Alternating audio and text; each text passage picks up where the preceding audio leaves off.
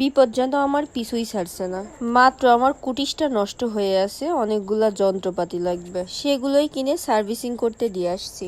এরই মধ্যে আবার হাত থেকে পড়ে চার্জারের কেবল পয়েন্টটা ভেঙে গেল। তো ভাবলাম এটা হয়তো ঠিক করা যাবে, এজন্য আমার এক ভাইয়ার কাছে চলে গিয়েছিলাম।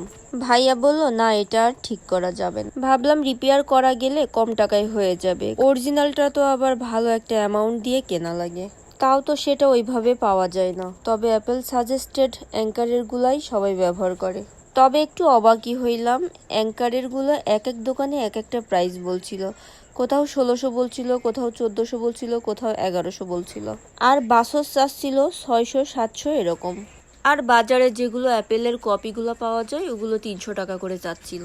যাই হোক, অনেক ভেবে চিনতে বাসসের এটা নিয়েছিলাম 5 রাস্তার মোড়ের আলবারাকা থেকে।